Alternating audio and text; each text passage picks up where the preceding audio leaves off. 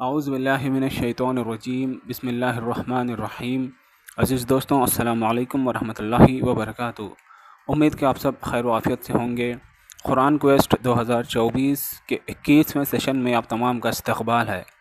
انشاءاللہ آج کے سیشن میں ہم سورہ بقرہ کا رکوع نمبر 25 آیت نمبر 197 تا 110 کا مطالعہ کریں گے۔ آیت نمبر 197 میں بتایا جا رہا ہے کہ جو شخص حج کا فریضہ ادا کرنے جا رہا ہو وہ ہر قسم کے لڑائی جھگڑے گناہ کرنے سے باز رہے، یہاں تک کہ احرام کی حالت میں میاں اور بیوی کے درمیان کوئی جسمانی تعلق بھی نہ ہو، اور نہ ہی ایسی گفتگو ہونی چاہیے جو رغبت شہوانی پر مبنی ہو۔ اس آیت میں اس غلط فہمی کو بھی دور کیا جا رہا ہے جو لوگوں کے نزدیک عام تھی کہ وہ اپنے ساتھ کھانے پینے کا سامان نہیں رکھا کرتے تھے۔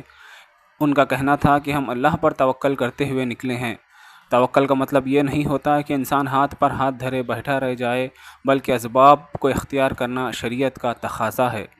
وہ اس قدر زیادہ راہ اپنے ساتھ رکھ لے جس کے ذریعے انسان دوسرے کے سامنے ہاتھ پھیلانے سے محفوظ رہے، اور بہترین زیادہ راہ تقوی یعنی اللہ کا خوف ہے۔ آیت نمبر 198 میں اس غلط فہمی کا ازالہ کیا جا رہا ہے جو عرب کے لوگوں میں عام تھی۔ وہ سفر حج کے دوران کسب معاش کے لیے کام کرنے کو برا سمجھتے تھے۔ قرآن اس خیال کی تردید کرتا ہے اور بتاتا ہے کہ ایک خدا پرست آدمی جب خدا کے قانون کا احترام ملحوظ رکھتے ہوئے اپنی معاش کے لیے جدوجہد کرتا ہے تو وہ دراصل اپنے رب کا فضل تلاش کرتا ہے۔ حج کے دوران عرفات سے آ کر مزدلفہ میں رات گزاری جاتی ہے اور اگلی صبح طلوع آفتاب سے پہلے وقوف کیا جاتا ہے، اور کثرت کے ساتھ اللہ کا ذکر کیا جاتا ہے اور دعائیں مانگی جاتی ہیں۔ آیت نمبر 199 میں اہل عرب کے باطل خیالات کے بت کو توڑا جا رہا ہے۔ جاہلیت میں اہل عرب نے یہ طریقہ مقرر کر رکھا تھا کہ تمام انسان 9 ذی الحج کو عرفات کے میدان میں وقوف کرتے تھے، مگر قریش اور بعض دوسرے قبائل جو حرم کے قریب رہتے تھے اور حمص کہلاتے تھے، عرفات جانے کی بجائے مزدلفہ میں رہتے تھے اور وہیں وقوف کرتے تھے۔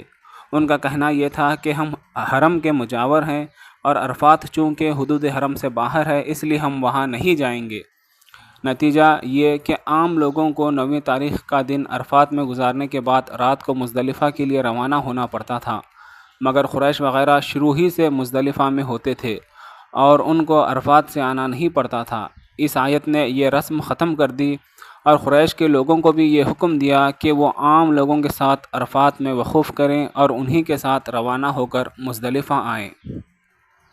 آیت نمبر 200 میں حکم دیا جا رہا ہے کہ حج کے ارکان ادا کرنے کے بعد اللہ کا ذکر کثرت سے کرتے رہو۔ اہل عرب حج سے فارغ ہو کر مینا میں جلسے کرتے تھے جس میں ہر قبیلے کے لوگ اپنے باپ دادا کے کارنامے فخر کے ساتھ بیان کرتے اور اپنی بڑائی کی ڈینگیں مارتے تھے۔ اس پر فرمایا جا رہا ہے کہ ان جاہلانہ باتوں کو چھوڑو، پہلے جو وقت فضولیات میں صرف کرتے تھے اب اسے اللہ کی یاد میں اور اس کے ذکر میں صرف کرو، اور ان لوگوں کی طرح دعائیں نہ مانگو جو کہتے ہیں کہ ہمارے رب ہمیں دنیا میں دے، ایسے لوگوں کا آخرت میں کوئی حصہ نہیں ہوگا۔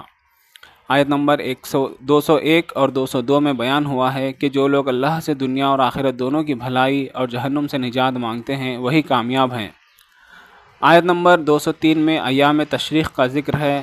ایام تشریق یعنی 11، 12 اور 13 ذی الحج مینا میں 3 دن گزارنا سنت ہے، اور اس دوران جمرات پر کنکریاں مارنا واجب ہے۔ البتہ مینا سے واپس مکہ کی طرف خواہ 12 ذی الحج کو ہو یا 13 ذی الحج کو ہو، دونوں صورتوں میں کوئی حرج نہیں۔ اصل اہمیت اس بات کی ہے کہ جتنے بھی دن ٹھہرے رہے ان میں خدا کے ساتھ تمہارے تعلق کا کیا حال رہا۔ آیت نمبر 204 اور 205 میں بعض روایات کے مطابق اخنس بن شریح نامی شخص کی طرف اشارہ ہے۔ وہ مدینہ منورہ آیا تھا، اس نے حضور صلی اللہ علیہ وسلم کے پاس بیٹھ کر چکنی چپڑی باتیں کی اور اللہ کو گواہ بنا کر ایمان لانے کا اظہار کیا، لیکن جب واپس گیا تو راستے میں مسلمانوں کی کھیتیاں جلا دیں اور ان کے مویشیوں کو ذبح کر ڈالا۔ یہ آیات اس پس منظر میں نازل ہوئی تھیں، البتہ ہر قسم کے منافقوں کے لیے پوری اترتی ہیں۔ آیت نمبر 206 اور 207 میں منافقوں کی خصلتیں بیان کر کے بتایا گیا ہے کہ ان کے لیے جہنم جیسا بدترین ٹھکانہ ہے۔ پھر ان صحابہ کرام کا ذکر ہے جنہوں نے اپنی جان اسلام کے مقاصد کے لیے کھپا رکھی تھی، ان کے لیے اللہ کی رحمت ہے۔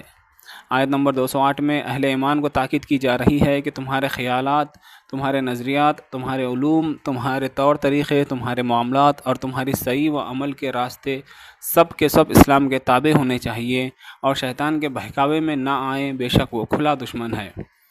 آیت نمبر 209 میں صاف طور پر بتایا جا رہا ہے کہ اگر حق جان کر بھی تم شیطان کی راہ پر چلو گے تو یہ جان لو کہ اللہ بھی طاقت رکھتا ہے اور یہ بھی جانتا ہے کہ مجرموں کو کس طرح سزا دے۔ آیت نمبر 210 میں مختلف کفار کے مطالبات کا ذکر ہے جو وہ کرتے تھے کہ اللہ تعالیٰ براہ راست ہمیں نظر آ کر ہمیں ایمان لانے کا حکم کیوں نہیں دیتا۔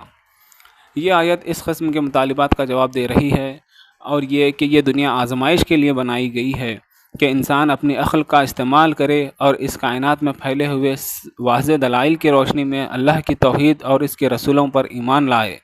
اسی لیے اس آزمائش میں اصل قیمت ایمان بالغیب کی ہے۔ اگر اللہ تعالیٰ براہ راست نظر آ جائے تو آزمائش کیا ہوگی؟ اور اللہ تعالیٰ کی سنت یہ ہے کہ جب غیب کی چیزیں انسان کو آنکھوں سے نظر آ جائیں تو پھر ایمان معتبر نہیں ہوتا، اور ایسا اسی وقت ہوگا جب یہ کائنات ختم کر کے سزا اور جزا کا مرحلہ آ جائے گا۔ معاملہ چکانے سے یہی مراد ہے۔ السلام علیکم ورحمۃ اللہ وبرکاتہ۔